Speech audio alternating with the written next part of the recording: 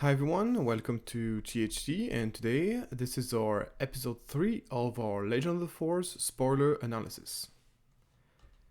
So this video is sponsored by Card Market, the biggest marketplace to buy and sell cards in Europe.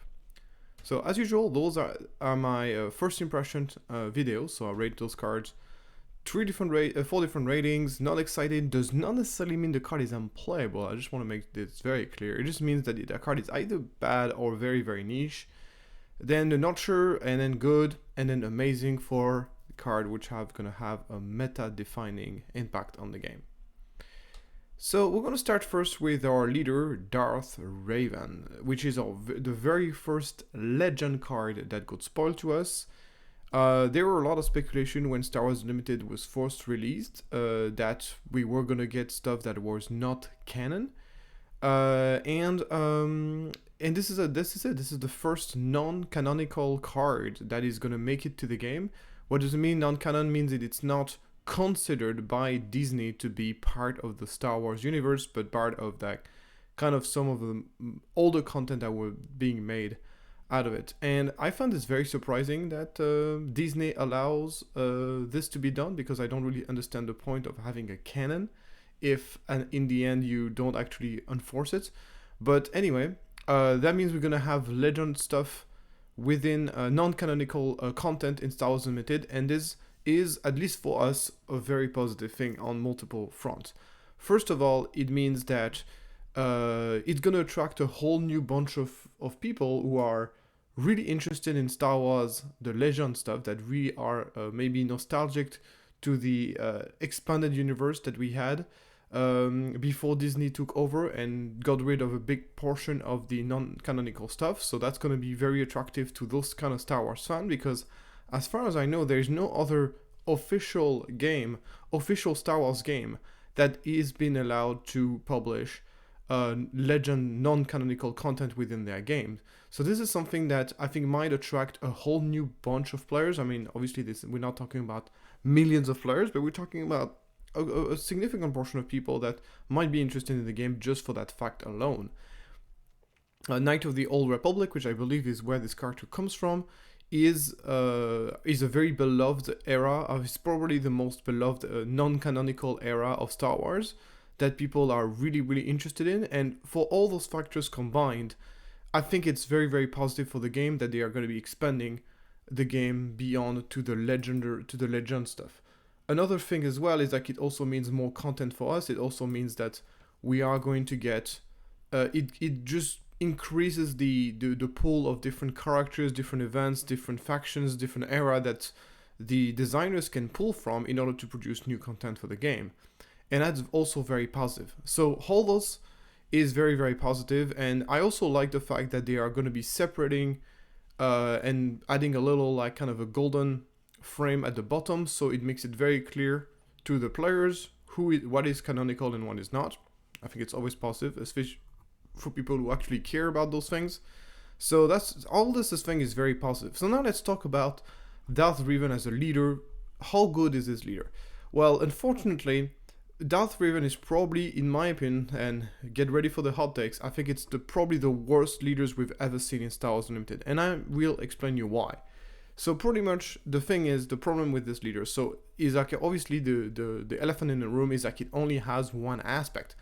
That means that whenever you're playing Darth Raven, you're only gonna are allowed two aspects, so the villainy aspect and then the aspect of your base. And that is obviously a massive, massive, massive deck building restrictions, because most of the best cards in the game require multiple aspects. So you are basically restricting your deck building by a tremendous amount by only having access to one aspect. So obviously you would expect to make up for that lacking aspect with a really strong leader ability and a strong leader deploy. Unfortunately, that's not the case at all. So if you're talking about his ability, allow you to put experience token once per turn whenever you are attacking with a unit, and then you get to put that and you get to defeat the opponent unit, then you could put an experience on a friendly unit. So why is this not a very powerful ability? You might think, oh, you can put experience token for free, that's very powerful, but there's so many things that needs to happen for this to actually happen that it doesn't make the ability very good. The first thing that needs to happen is that you need to have a friendly unit that is capable of attacking an enemy unit and defeat it and survive. That's a lot of condition. And usually speaking, whenever you are able to attack with a unit and defeat an enemy unit and that unit survives, usually it's a pretty positive thing. It's something that doesn't happen very often against good players because usually they're going to force you to make bad trades. Then obviously you don't get to choose where you put that experience token. You only get to put that experience token on the unit that actually attacked. That means that let's say you were attacking with the classic scenario, right? Is you got like, let's say a cell block guard, and you are attacking a Sabine. While you're killing the Sabine, your cell block guard is going to be resulting as a 4-2 instead of being a 3-1 at the end of the attack. Is that really that big of an impact? Does that really make a huge difference that your cell block guard is 4-2 instead of 3-1? That is not guaranteed. So first of all, you need the opportunity to attack with a unit, defeat that unit, and then make that unit survive. And you actually need that extra experience token to actually matter. Because putting an experience unit on a unit that is already very damaged, it's not that impactful. Putting an experience token on a cell block guard that is 3-3, turning it from a 3-3 to a 4-4, that's very impactful. But putting an experience token on a unit that is a 3-1 and then turning it to a 4-2 is not that as impactful. So this is something, a lot of things that really need to understand. The fact that you don't have the freedom to put the experience token whenever you want, and you have to put on something that is already damaged, really makes the ability extremely situationally in terms of impact. And not only that, obviously trigger itself is already very situational. So basically, long story short, the leader ability is bad.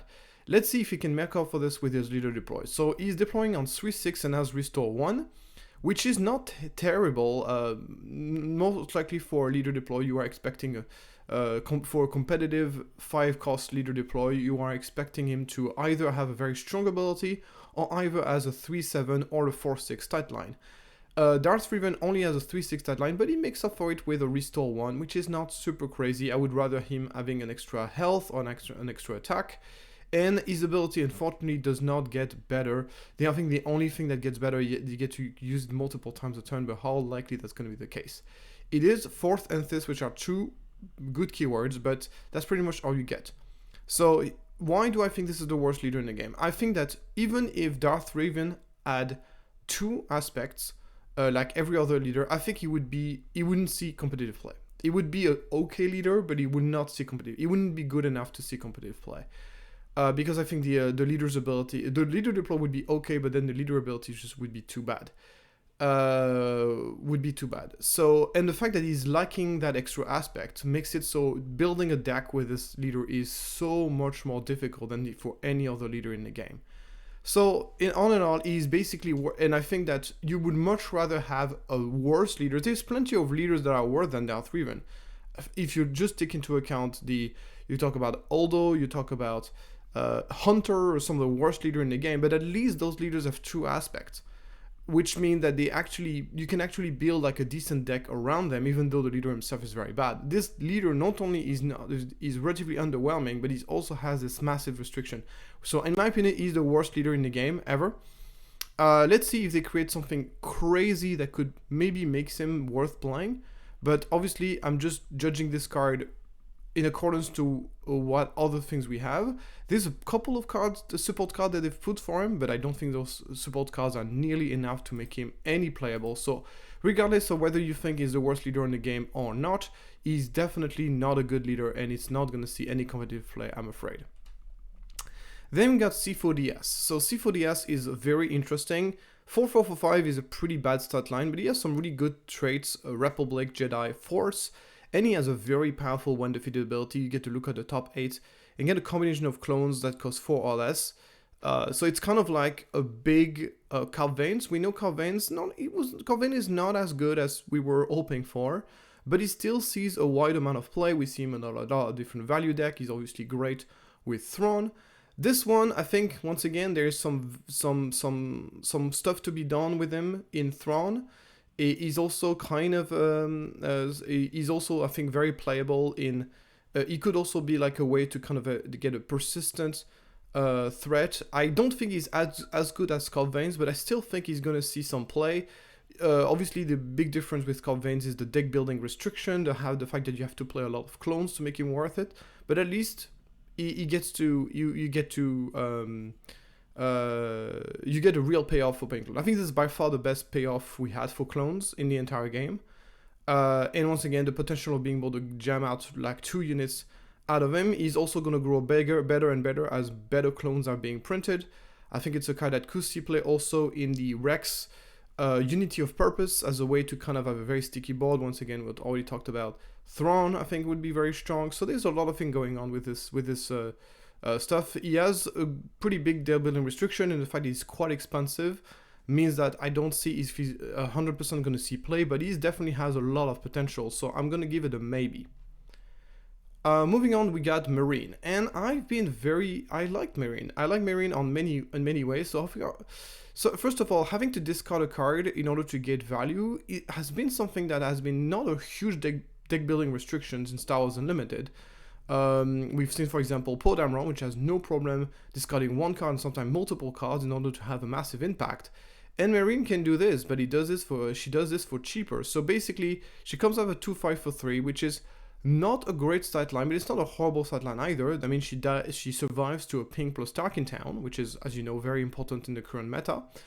And then whenever she attacks, she can either come out as a 4/5, or she can either kill a 2 health unit and then discard another card to kill another unit. And of course, if it doesn't matter, then you can just decide to not discard a card. She's also Force, which is very relevant. So she comes out on 3 as a 4th unit in an aspect that doesn't have a lot of 4th unit. Like the red aspect does not have many 4th unit. Most of the 4th unit are in yellow or in blue. Marine, she comes out as a 4th unit on red. She can be played in both villainy and heroism. And a discard effect, once again, if you have a deck that can leverage that discard in combination with the Kylo TIE Silencer, or even by putting something in the discard in order to reanimate it with Palpatine's Return. So this is a way you can actually kind of, if you're trying to build some sort of reanimator deck, this is like very, very good way to discard a card because it provides you with a lot of value. So I like this card. I don't think it's going to see play in a lot of different decks. I think it's going to be a pretty niche card, but I think in the right deck, this card is really good. So I'm going to give this a thumbs up. Moving on to the Darth Revan Lightsaber. So Darth Revan Lightsaber here. So first of all, something I want to say out of the bat is that I have a problem with 2-cost upgrade, and I'll explain you why in a minute. So the thing is, like with upgrades, like they're always kind of a risky play because you put them on a unit. If the unit gets destroyed, then you are losing, basically you are doing a 2-for-1. And another risk with upgrade as well is that whenever you play an upgrade and your opponent has an upgrade removal, it's also like a lot of lost value. So generally speaking with upgrades, I either want to play a very expensive but very impactful upgrade, like a Darksaber, Jedi Lightsaber, General's Blade, that kind of upgrades which are very expensive, but you usually play them when you know that you can capitalize on them because your opponent is tap out, or you know your opponent is not playing upgrade removal, or you're playing it on a unit that you know cannot be defeated this turn. And then you get like massive impact, and usually those kind of plays are game winning. Or I like very small upgrades, like for example Hotshot DR44 blasters, or even the Han pilot, like those kind of upgrades which have an immediate impact on the game, so even if they get defeated, it's not that big of a deal. So usually I like either small upgrades that are very cheap, so then if they get defeated, it's not that big of a deal, medium-sized upgrades but that have immediate impact, like Han Solo pilot, or large upgrade with very high impact, like Chewbacca, Darksaber, General's Blade, that kind of thing. Darth Revan comes out as a medium-sized upgrade with no immediate impact on the game, and I usually don't like those because if you get, they don't have nearly as much impact as the Darksaber, so it costs 1 less, but the fact that it costs 1 less is not very relevant because usually whenever you're playing a blade like this, your objective is to go turn 1, turn 2, and then turn 2, 3 upgrades, turn 2, 3 cost upgrades.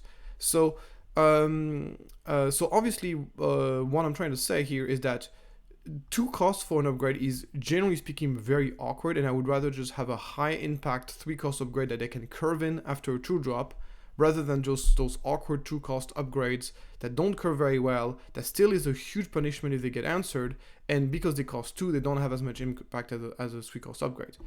But anyway, talking about the card itself, 2/2 plus 2 for 2 is, with a restriction, is meh, it's pretty bad. You have Academy Training, which is the +2/+2 for 2 with no restriction.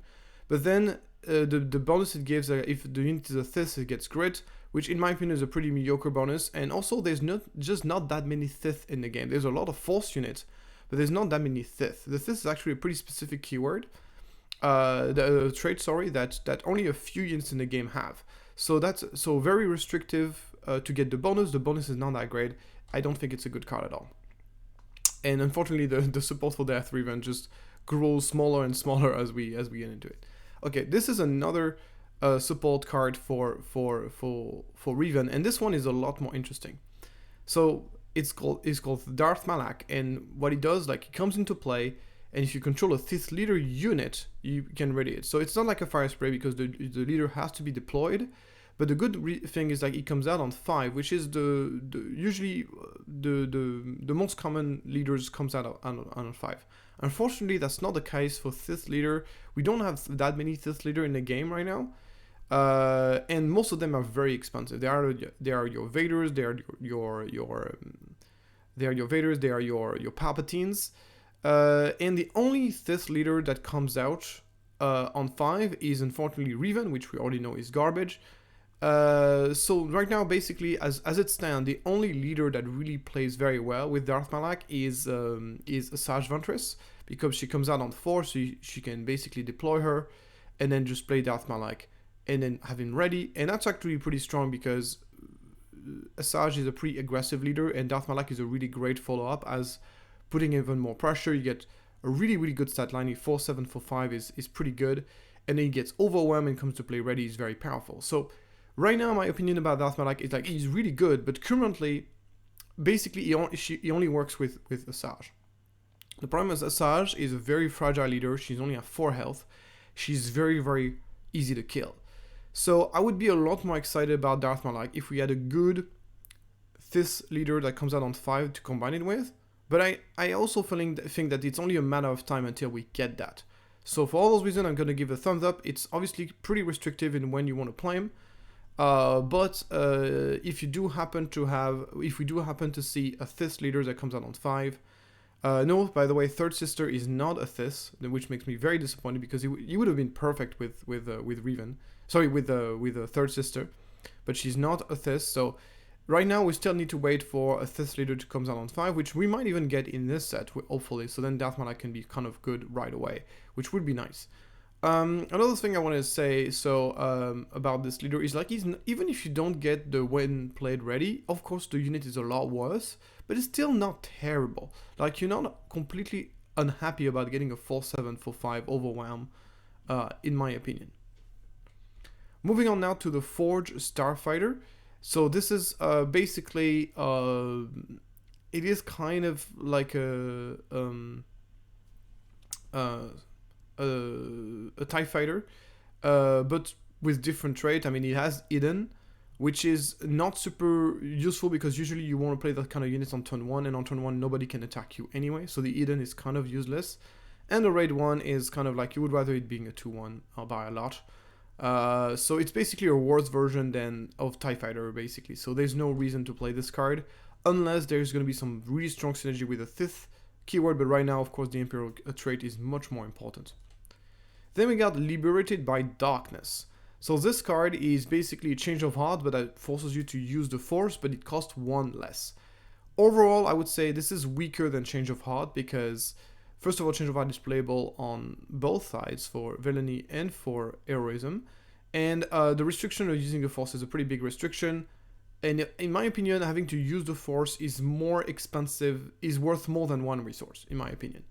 Because it forces you to play 20 HHP base, most likely. Once again, we still need to see more cards that provide the Force, but right now that's just how we stand. And obviously you need to be attacking, we need to build your deck around the 4th.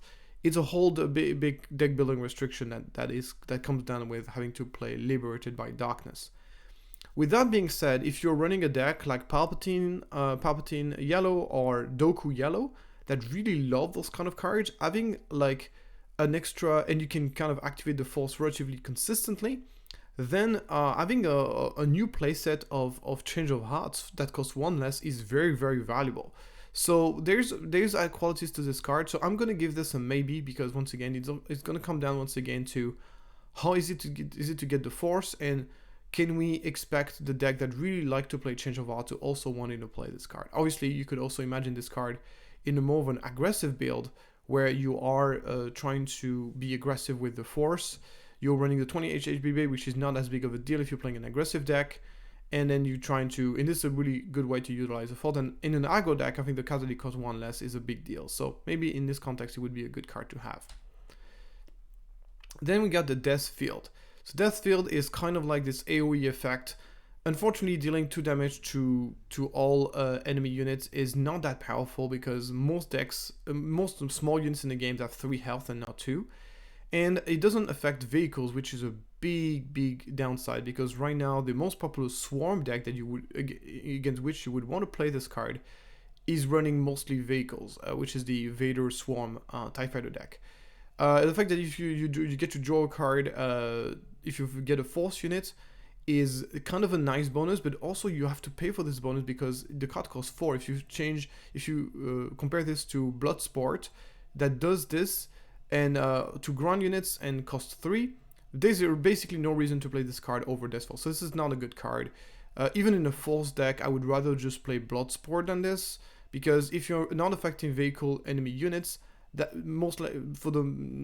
for now you're not affecting anything in space anyways, so might as well just play Bloodsport that costs 1 less, which is actually a pretty big deal and actually doesn't even see play. Thinking about Bloodsport does deal damage to your own units, which is most of the time not that big of a deal whenever you play that kind of card. Well, this only affects enemy units, but even without that taken into account, I still think this is not a good card. Then we got HK47. So this card is really interesting. First of all, is probably the best 2-cost droids we've ever seen for villainy, and that's a really big deal with the Providence, because you know Providence can look at the top 8 and finds a droid and put him into play. So putting a droid that costs 2 or less and putting him for play for free. So this card is amazing with the Providence. And even without the Providence, this is a pretty good unit. So 2/4 for 2, just like R2, but unlike R2 ability, which is I'm talking about the new R2 from set 3, the R2 from set 3, that basically you discard a card to basically draw the card instead. This card actually deals 1 damage to the enemy for each unit that has been defeated. And there's no limit, it's not a once per turn. So it's a pretty strong ability that will deal trickle damage here and there. So basically we're talking about a 2/4 for 2 with a relevant ability that also has synergies with the Providence, which is very, very good. And the cool thing is, like, there's other very cool droids that you can play with the Providence. You can run the OOM officer, so this is a 2/1 for 2 that deals 2 damage to the base when he gets defeated.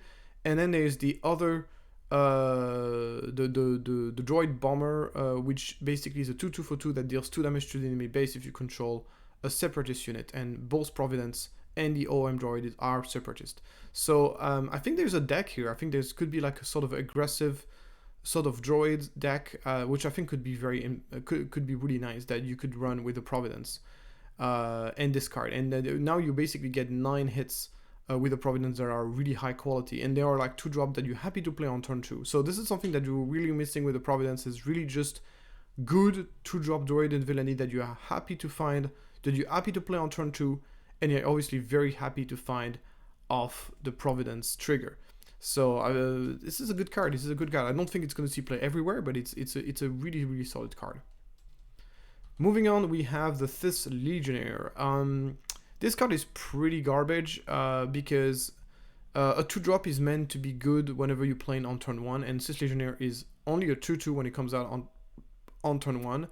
Having to control another villainy unit to get the +2 attack bonus is pretty rough, and even if you do, it's not really that great of a bonus, so it's just not a good card at all.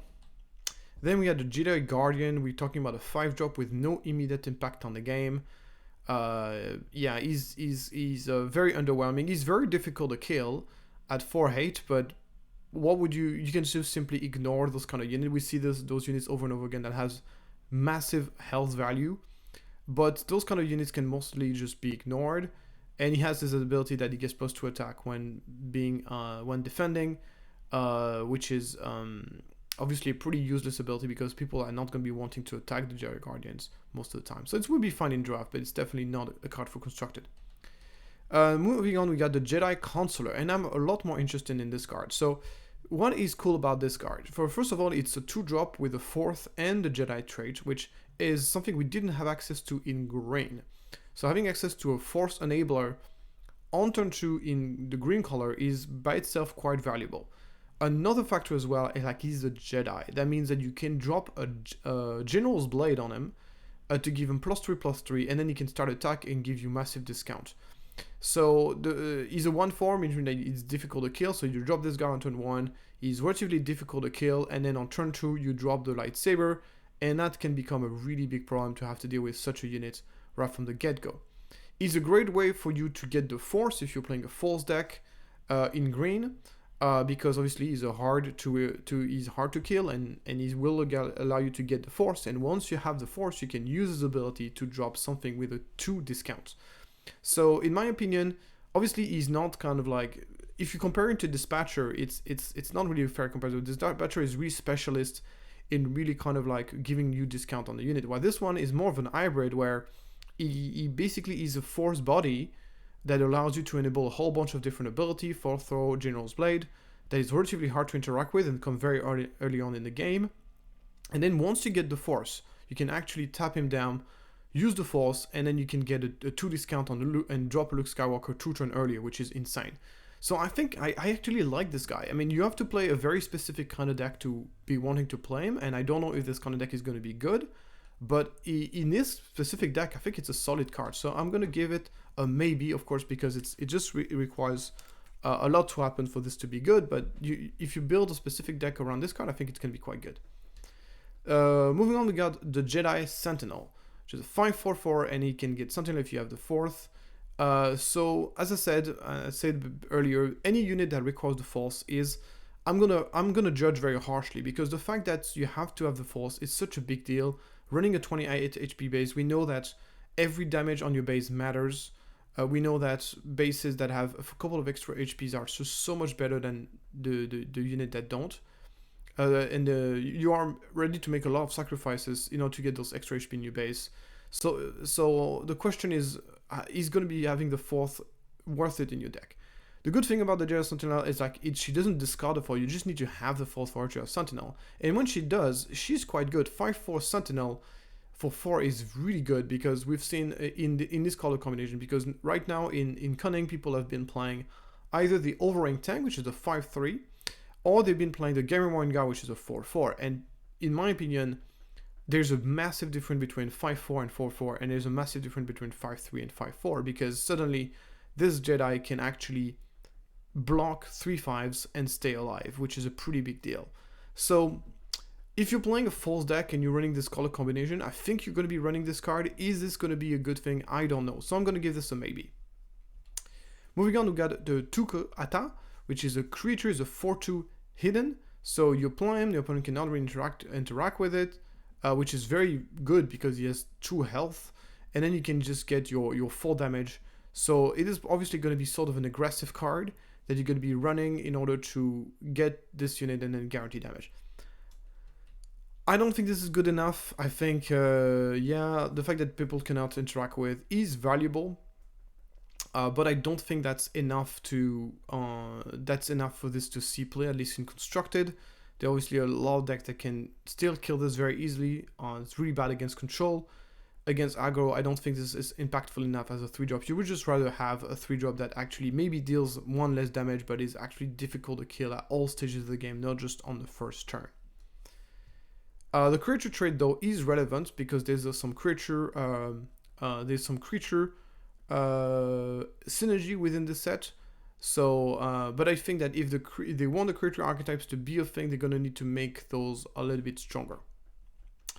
Then we got Jedi Knight. I don't like this card. 3/3/3 is a really bad stat line, and the ability is very situational. You need to have the initiative. There needs to be a ground unit and ideally you need to be able to kill that unit using the ability. It's just way too situational. You compare this to a Death Trooper. Death Trooper can do this without the need for the initiative, which is a very, very big deal. So yeah, I'm not a big fan of this card, and I'm gonna give this. I'm not gonna give this a pass. But some people like this card. But yeah, I think the requirement of needing to have initiative is just killing the card basically. I wanted to let you know that you can pick up Victor Leader on card market for 1.74 euro. This is a cornerstone of, in my opinion, one of the most budget deck in the game, which is the Vader Swarm deck. Victor Leader is absolutely necessary to pick up, and it's a card that I think you should get on card market, because once you get it, then the rest of the deck is extremely cheap. I mean, this card is already pretty cheap, so pick up this card and get yourself a Vader deck, which is one of the most budget deck in the meta right now. Then we got Terran Tate. So Terran Tate is another creature of 5/5, and if there's a opponent control of Force unit, it gains Ambush. It's probably going to be a great card in draft, but in my opinion, in Constructed, I don't think this is a good card at all. 5/5 for 5 Ambush is not that great to begin with. You can just literally have this by playing Blue Leader. And here's the fact your opponent has to control a Force unit for this to work is just makes it very situational. So in my opinion, you would just much rather play Blue Leader instead. Is there any chance you're going to be playing this on top of Blue Leader? I think the chances are extremely low, so I'm not going to give this. I'm going to make this not exciting.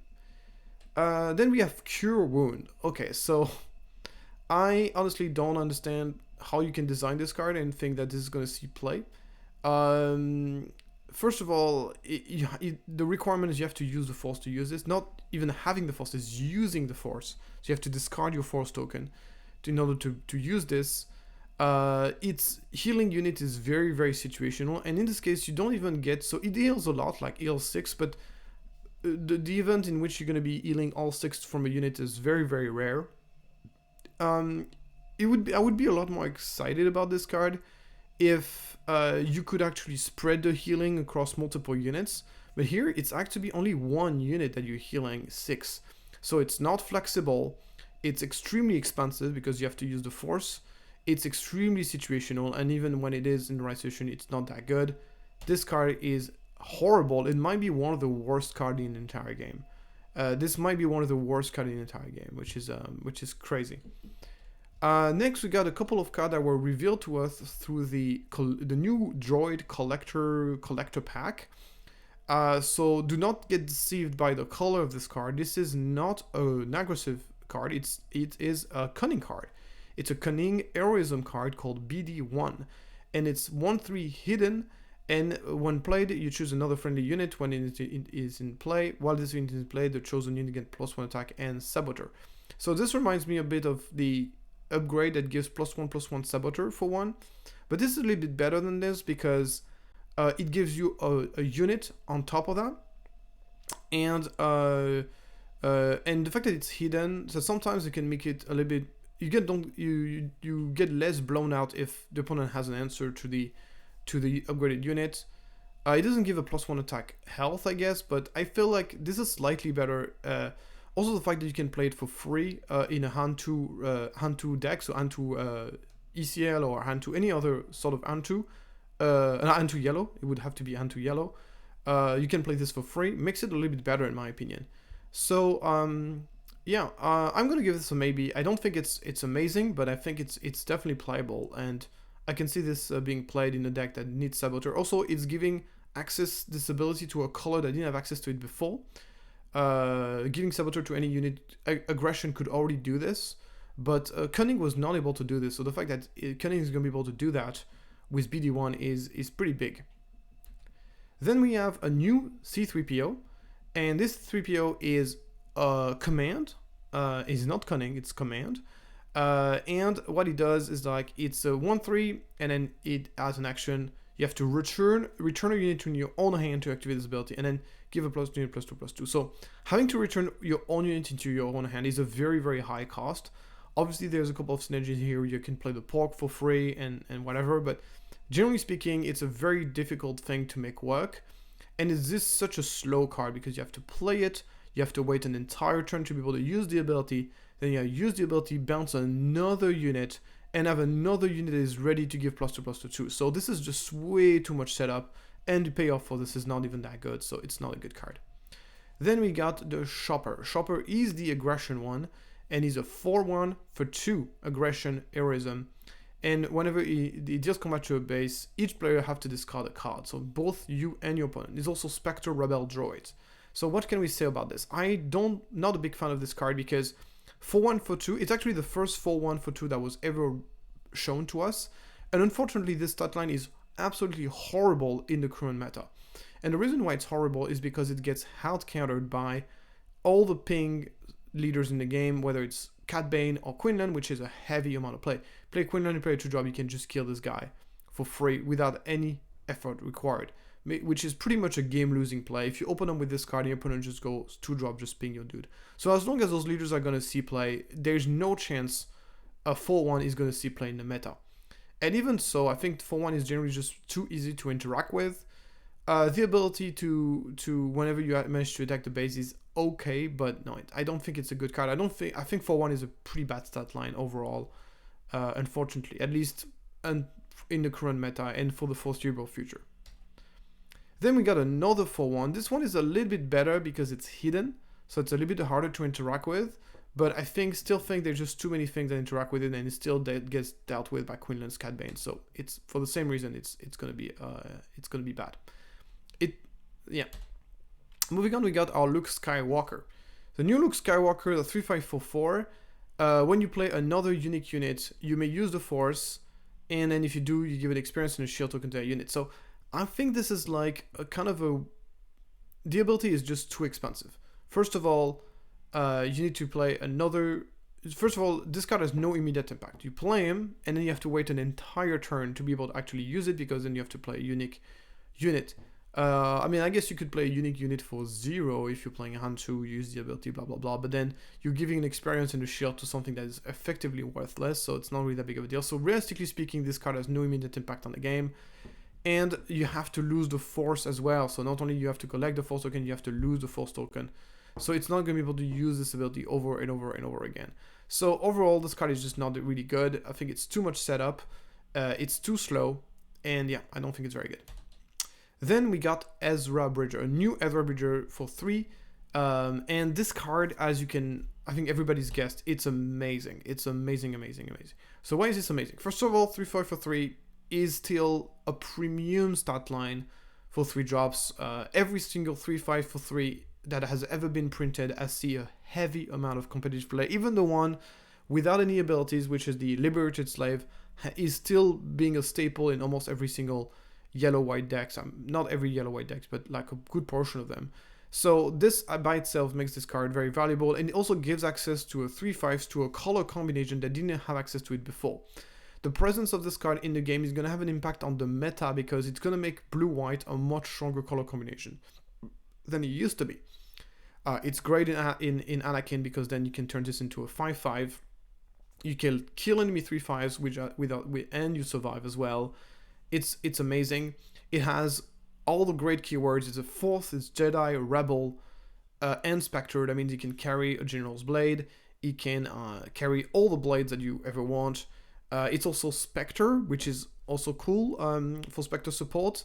And he's a Rebel as well, so what else can you ask for? It would be great, a great addition to a Sabine deck, a Sabine blue deck. Like if you build some sort of Sabine aggressive deck, you can go turn 1 the Sabine unit, and then you can play turn 2 Ezra Bridger, and then on attack, this one gives experience to a creature or Spectre unit.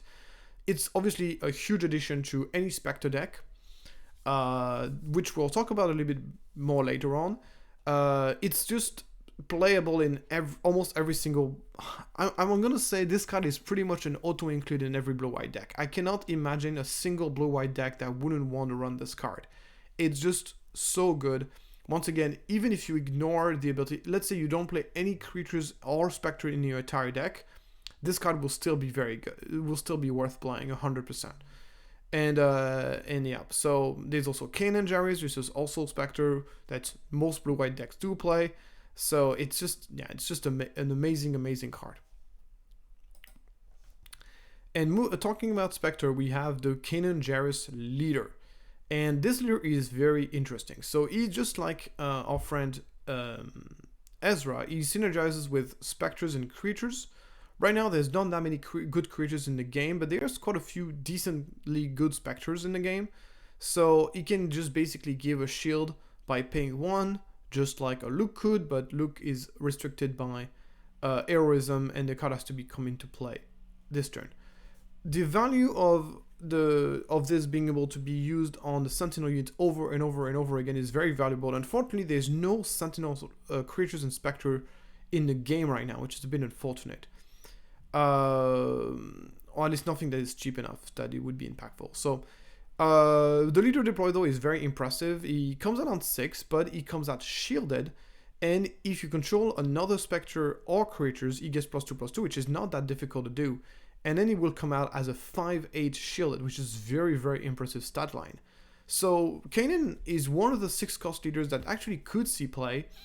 Obviously, you need to be playing a deck that has a lot of Spectre and a lot of creatures in it for this to be worth it. But in my opinion, this is a real payoff for a Spectre deck, because right now, the only way to build a Spectre deck was to build it with Hera. And Hera was not really giving you a lot going on. She was allowing you to play like a wide variety of different Spectres in the same deck, but Kanan could simply just play all the best Spectre. Like most of the best Spectres in the game are red and blue, so you could just play like a Kanan red deck, and then you can just play the Sabine, you can play the 2 versions of the Ghost, you can play Kanan, you can play the new Ezra, and then you can just fill the gaps with the creator deck, and maybe that's a good deck.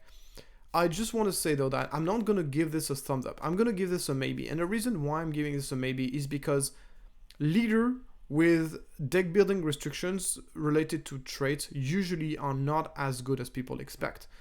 If there's something to remember to know about Piet, which has one of the most broken leader ability in the game. Another thing we can learn from Dooku, who also has one of the most broken leader ability in the game, is like it doesn't really matter how good your ability is if you cannot just put the card that you want in your deck. It really, really limits you so much. So in my opinion, leaders trait restriction for deck building is a very significant downside, at least for now. And creatures and Spectre, there's just not that many of them in the game. So I don't know if Kanan Jarus is going to be playable right away. We'll see how much support Spectre gets this set. Hoping there's going to be enough, and if there's going to be a competitive Spectre deck in set 4, it's going to be around Kanan, it's not going to be around Hera, which I'm sure Hera is pretty upset about because she's been waiting for her turn to be competitive since set 1, but looks like Kanan is just going to take the spot for her, unfortunately. So it is definitely something to keep in mind. I think he's a good leader, but the deck building restriction might just be too much for him. Then we have the Curious Floak, which is one of those flexible cards that we see in almost every single card game. This card basically gets as much stats as you pay for it, up to 7, so it can be a 1/1 for 1, a 2/2 for 2, a 3/3 for 3, 4/4 for 4, and so on until 7. So the flexibility is very, very nice, and I think this card is going to be really, really nice to have in draft, because being able to fill your curve is going to be really cool. However, unfortunately, 1/1 for 1, 2/2 for 2, regardless of the amount that you're paying for it, you're always going to be getting a very, very underpowered units compared to what you can expect in the meta. So in my opinion, Curious Flock is not a good card, because regardless on how much you pay for it, it's always going to be super underpowered. So and no reason to be playing this card in Constructed. Then we got Malakili. So Malakili is basically a payoff for running a creature deck. It's actually our first real payoff. I guess there's the Kanan deck as well. And this guy is nice because he makes your creature cost 1 less. The first creature you play each turn costs 1 less, which is a very powerful ability. So it thinks about this as sort of a dispatcher, but it's a dispatcher that is a lot more harder to interact with because he's 1/4 for 2 instead of being 1/2 for 1, which makes it that he's a lot more difficult to kill on turn 1. He is more likely to survive. And that's the reason why dispatcher is only truly playable in a Luke deck, because you get to give him a shield to make him harder to interact with. But Malakili does not do that, and you can just play. But the problem of going Dispatcher plus Shield is that you always lose the ability doing that, lose the initiative doing that. Or Malakili, you can get a 1/4 that is difficult to interact with, and then get the initiative anyway, which is very nice. And then if you're playing a lot of creatures, it can be very powerful. Unfortunately, right now there's not that many creatures in the game, and most of the creatures are pretty bad. So I don't think he's playable now, but he has potential depending on what creature they print and if you can build a proper creature deck. He also has another ability that makes it so your creatures don't deal damage to friendly units. That's basically to synergize with with both versions of the Rancors, but that's very, very situational. I think it's more of like a flavor ability than anything else. So that's going to be a maybe for the Malakili. It's going to come down to the amount of support we get for creatures. Next, we got Constructed Lightsaber. The Constructed Lightsaber is kind of like a vanilla lightsaber legendary that you can basically play in any deck. If you put it on the heroism unit, it gets Restore 2. If you put it on villainy, it gets Raid 2. And if you put it on something that is neither of those things, you get Sentinel. So in my opinion, regardless of which bonus you're getting, assuming you're getting one bonus, it's not a super powerful ability. It's also give a +2/+3. You would expect a lightsaber for 3 to give a +3/+2 start line because it's what General's Blade, Jedi's Lightsaber, Fallen Lightsaber do. So in my opinion, this card is quite a bit weaker than the lightsaber we know of, not only because of the fewer stats, but also because of the ability. I would just much rather have give -2/-2 to a unit than get Restore 2. I would much rather have the Fallen Lightsaber's ability than Raid 2. So that's the thing. Obviously, it's expected to be weaker because it's a true neutral lightsaber you can play in any deck without aspect penalty. But I think that there's basically been strong lightsabers being printed in almost every single color, and I'm expecting it to continue to be the case. I'm expecting even more lightsaber to come out in this set, which is going to make this card even more difficult to play. So the only scenario in which I could see this card being played is if you attach it on a unit that is both a villainy and heroism, which right now we've never seen, but it's not completely impossible that they print a unit that is both heroism and villainy, and in which case this card will give both Restore 2 and Raid 2, which will make it very strong. So right now I'm gonna give this a nope. I don't think this has any chance to see play. We'll see in the future what kind of stuff they print, but I'm pretty skeptical that this is going to see any play. But it's a good card in draft because you can put it in any deck. So, but I just a bit bothered by the fact that they give it the legendary rarity. This is the kind of card that should be like an uncommon in my opinion, because it's supposed to be kind of like good in draft and not really good in constructed. So usually the legendary cards you want to put, the legendary card you want to make the one that are good in constructed, you want to make them legendary. So I just don't understand they give that card. I'm not against the idea of the card, I just don't understand why they made it a legendary. Moving on, we have Mind Trick. And Mind Trick might be one of the worst cards in the game. This card is so bad on so many levels. So first of all, exhaust effect for 2 are pretty bad. Keep in mind that we have currently an exhaust effect that is basically universal, that just exhausts for 2. That's kind of the baseline, and it is a true neutral card. And it's pretty awful. It doesn't see play anywhere. This card is basically an exhaust 2, but instead of having an upside, it has a downside. And the downside is like it can only exhaust units of a combined power of 4 or less. So yes, this means you can combine you can exhaust multiple units, but realistically, how often are you going to be able to exhaust multiple units with this? In my opinion, extremely rarely, because most units in the game have 3 attacks. So most of the case, you're just going to be able to exhaust 1 unit with this. And the fact that it can only exhaust units that have a power of 4 or less is really a massively big downside, because it turns out that whenever you want to use exhaust effect, especially an exhaust effect that costs 2 resource, you want it to exhaust something very large, not something that is like super small like this. So it's a horrible card. It has the upside of if you control a force unit, you need to lose all abilities for this phase, which is a very tiny small upside, because yeah, making a unit lose ability for 1 turn is not a very useful ability unless you're able to kill that unit right away afterwards. So for example, it's actually quite good on the Force Lightning, because you can go Force Lightning, disable the unit's downside and kill it afterwards, meaning that the unit doesn't get to get a one defeated ability, which is pretty nice. But this unit doesn't kill anything, it just exhausts it. So and usually so it's just an awful card. It's one of the worst cards in the game in my opinion. It's really bad. Moving on, we have Anakin Skywalker, which is the last card we're going to be talking about today. And this is a card that when it first revealed, I was not very excited about it. I thought that it was a bit expensive. The -3/-3 at this stage of the game is not super impactful. And I know this because of Luke Skywalker, when I drop a Luke Skywalker on something, and I only get the -3/-3. Usually the -3 is not super impactful. But then I thought about it, I talked to a few players, of course, and I kind of changed my mind on this card. It's definitely better than I thought, but it's not like, I've seen some people saying it's an amazing card, it's one of the best 6-drop in the game. No guys, it's not even close to be the best 6-drop in the game. There's plenty of better 6-drops. And it's actually, and just to tell my point on this card is very similar to the Hammerhead Light Cruiser. So the Hammerhead Light Cruiser is basically exactly the same stat line, 5/7 for 6. It's in space and not on the ground, and when it has a when play ability that deals 1 damage to a unit for each card in your hand. So it really deals a similar amount of damage. It has the same body, same cost, and this card sees 0 play. I mean, it sees a little bit of play in some Han Data Vault deck, like Han mid-range deck, but it's a very niche card. It's very, very, very niche. So obviously Anakin is better than this because he has the Force trait, which we know is one of the best traits in the game. It also has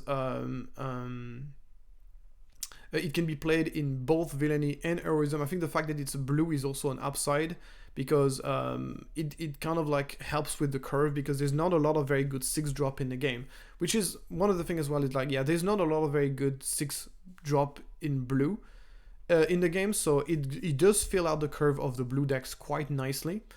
And then there's the other possibility is that if you get both an heroism and a villainy cards in your discard pile, then you don't get -3/-3, you get twice -3/-3, or combined together -6/-6, which I think is very, very strong. So I think this card is going to see play in some mid-range kind of Force deck that are capable of, you can also see like a Han 2 blue deck that can give a discount, and you get a 5/5 for 5 that gives -3/-3. It's pretty decent. And then you get yourself, so yeah, Force decks that play blue.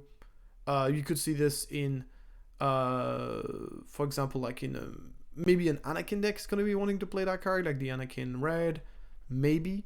So it's definitely going to be worth trying in a number of different decks. One deck in which I'm very excited to see this card is in a Chancellor Palpatine. So Chancellor Palpatine has not gotten a lot of love since he's been spoiled. I think he's a decent leader, but he's just a little bit too clunky, and he needs more incentive for him to be played. And I think Anakin Skywalker could be a card that really gives you a huge incentive for this to play this, because in this deck you can relatively reliably get an heroism card and a villainy card in your discard pile as you play Anakin Skywalker, in which case the card becomes insane, because then suddenly there's an insane difference between -6/-6 and -3/-3, and even the option of going for double -3/-3 kills 2 units that comes out is pretty insane. And it can be played whether, if you're playing Palpatine blue, this card will be able to play whether Palpatine is on the dark side, on the light side. However, it will not allow you to flip your Chancellor, which is a bit annoying. But I think he's really good in that context. So, all in all, what do I think about this card? I think it's a good card, and it's definitely going to see some competitive play. I don't think it's the super big staple that people say it is, but I think it's a good card. So I'm going to give it a thumbs up. And that's it for today. That's it for all the spoilers for today. If you want to see my first super early impression about any card, I usually share my super like 10-second first impression on my opinion about the card as they get spoiled. So if you want to follow that, it's going to be on the Enigma Discord, which I will put on the description below. It's a good way for us to get discussion. You can interact with me right away in real time as the card gets spoiled to discuss about whether the cards are good or not. And so it's really fun. So thank you so much for watching this video, and I'll see you next time.